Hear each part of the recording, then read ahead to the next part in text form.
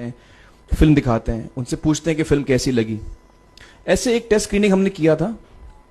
बंबई में एक फैक्ट्री में कारीगर लोग काम करते हैं, तो करीब 25-30 कारीगर आए थे उस स्क्रीनिंग में। स्क्रीनिंग के बाद उनका एक कारीगर था, उसने मुझसे एक सवाल पूछा।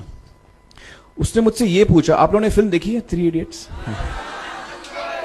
उसमें उसने मुझे एक सवाल पूछा जो बहुत कमाल का सवाल था।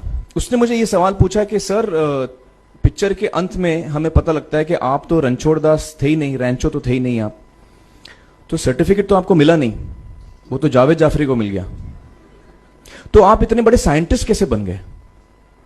इतने बड़े पेटेंट्स, 400 पेटेंट्स, जापानी लोग आपके पीछे पड़े हैं, तो आपको सर्टिफिकेट तो मिला नहीं, तो आप इतने बड़े साइंटिस्ट कैसे बन गए? बहुत ही अहम सवाल है ये, बहुत ही इंपॉर्टेंट सवाल है, और ये जो मुद्दा है उसके हार्ट में जाता है ये, कि जब मैं एग्जाम के लिए रट के जवाब देता हूं और वो जवाब में मुझे नंबर मिलते हैं और मैं पास हो जाता हूं, तो मेरे हाथ में एक पर्चा आता है जो मुझे कहता है कि मैं पढ़ा लिखा हूं। लेकिन वाकई में पढ़ा लिखा हूं या नहीं, ये अभी तक हमको श्योर मालूम नहीं है। लेकिन जब आप नॉलेज चाहते हैं कि आपको मिले, विद्या मिले आपको, तो फिर वो कागज का मायने कुछ होता नहीं है। तो मैंने उसको जवाब में 2 सवाल पूछे। मैंने बोला उसको कि भैया आपको क्या लगता है मैं अच्छा एक्टर हूं? उसने बोला हाँ, देश भर में आप सब लोग मानते हैं आपको, आप अच्छे एक्टर हैं। मैंने उससे कहा कि भैया मेरे पास कोई सर्टिफिकेट नहीं है जो कहता है कि मैं अच्छा एक्टर हूं, मेरे पास कोई कागज नहीं है जो मुझे बोलता है कि मैं अच्छा एक्टर हूं। मैंने फिर उससे एक सवाल पूछा कि मैंने सुना आप बहुत अच्छे कटर हैं, आपके जो बॉस मुझे बताते हैं कि आप उनके मेन कटर हैं और आपकी बड़ी इज्जत करते हैं वो, आपके पास कोई पर्चा है, सर्टिफिकेट है जो मुझे बताता है कि आप कटर हो? उसने बोला नहीं सर। तो मैंने बोला आपका जवाब आपको इधर ही मिल गया। Education is beyond marks, education is beyond grades, education is what you learn. और मेरी इच्छा है कि हिंदुस्तान में हम एजुकेशन को इस नजरिए से देखें कि हम अपने बच्चों को वाकई शिक्षा दें, और शिक्षा हम खुशी से दें, क्योंकि शिक्षा में सिर्फ ज्ञान नहीं होता, शिक्षा में एक और चीज मिली हुई होती है, वो ये है कि हम अपने बच्चों को डेवलप करते हैं एज ह्यूमन बींग्स। आगे चल के वो जिंदगी में अच्छे इंसान बने, आगे चल के वो अपने पैरों पे खड़े रह सकें, आगे चल के वो इज्जत की जिंदगी जी सकें, आगे चल के वो दूसरों के बारे में ध्यान रखें, आगे चल के वो किसी के चेहरे पे मुस्कुराहट ला सकें, आगे चल के वो किसी की मदद कर सकें। This is what we should develop of our children. ये मेरी फीलिंग है। मैं जहां भी देखता हूं, ये मेरे साथ भी हुआ है जब मैं छोटा था। जब से हमारे बच्चे छोटे होते हैं, जब से बच्चे पैदा होते हैं, बच्चा घर आता है, हम बच्चे को पूछते हैं भाई मार्क्स कितने मिले, फर्स्ट आया कि सेकंड आया? वो बोलता है सेकंड। सेकंड आया? तो अरे फर्स्ट नहीं आया, डांट पड़ती है उसको।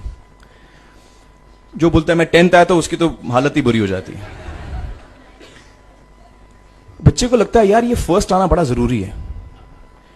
उसको रेस में हम पूछते हैं तुम रेस में फर्स्ट आए कि सेकंड आया? में हम उसको बचपन से, जब से वो लोअर केजी में होता है, जब लोअर केजी में रेस होती है, चमचा मुंह में लगा के उसमें नींबू डाल के भागते हैं, उसमें भी हम बच्चे को पूछते हैं अरे मेरा बेटा फर्स्ट आएगा, ला, ओ बेटा मेरा फर्स्ट आना, मतलब पेरेंट्स चिल्ला रहे हैं बेटा भागो, मतलब नींबू लेके भागो।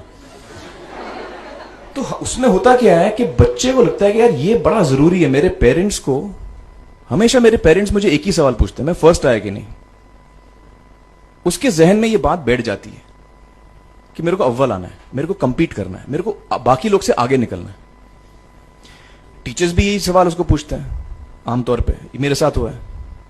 होता क्या है कि जब वो बच्चा 21 साल का होता है तो वो बड़ा सेल्फिश हो जाता है, और उसको सेल्फिश हमने बनाया, हमारे सिस्टम ने बनाया। वो अपने बारे में सोचता है और किसी के बारे में नहीं सोचता, क्योंकि यही हमने उसको ट्रेन किया बचपन से। बचपन से हमने उसको यही ट्रेन किया कि बेटा तुम पहले आना, बाकी सब लोग को भूल जाओ। तो जब वो नौजवान बनता है तो उसका नजरिया सोसाइटी की तरफ यही हो जाता है कि भैया मुझे आगे बढ़ना है, बाकी सब बाय हुक और by crook I must succeed, I don't care about anybody else. मेरा ये दिल कहता है, मेरा ये दिल चाहता है कि अगर हम जितने यहां पेरेंट्स हैं, एडल्ट्स हैं, यंगस्टर्स हैं जो कल जाके पेरेंट्स बनेंगे, अगर हम अपने बच्चों को ये सीख दें जब वो छोटे हैं, जब वो घर आए हम उसको ये सवाल पूछें, ये नहीं पूछें कि मार्क्स कितने मिले, उसको ये पूछें कि बेटा आज तुमने किसकी मदद की, आज तुमने किसके चेहरे पे मुस्कुराहट लाई। अगर हम उसको ये पूछें तो उसको ये लगेगा कि यार जरूरी ये है, मेरे पेरेंट्स मुझे हमेशा ये पूछते हैं, मार्क्स का तो कभी पूछते नहीं, वो मुझसे ये पूछते हैं कि भैया तुमने किसको हेल्प किया आज। तो हेल्प करना लोगों को, लोगों के बारे में सोचना, लोगों के चेहरे पे मुस्कुराहट लाना, ये मेरे पेरेंट्स के लिए बड़ा इंपॉर्टेंट है। साइकोलॉजिकली वो इस चीज के साथ बड़ा होगा, स्कूल वही जाएगा, पढ़ाई लिखाई वही करेगा, वो उसका नजरिया थोड़ा बदल जाएगा। जब वो नौजवान, जब वो बच्चा नौजवान बनेगा, 21 साल का होगा, और सारे बच्चे उस उम्र के जब 21 साल के होंगे, हमारी सोसाइटी चेंज हो जाएगी।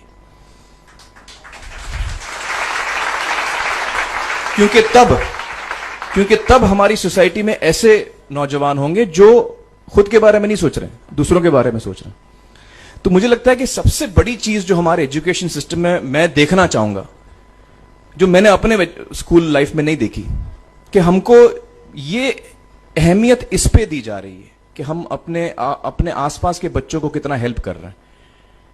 ये एक बहुत बड़ी तब्दीली अगर आ जाए तो मुझे लगता है कि हमारा देश बहुत सुधर सकता है, बहुत बदल सकता है। हम बहुत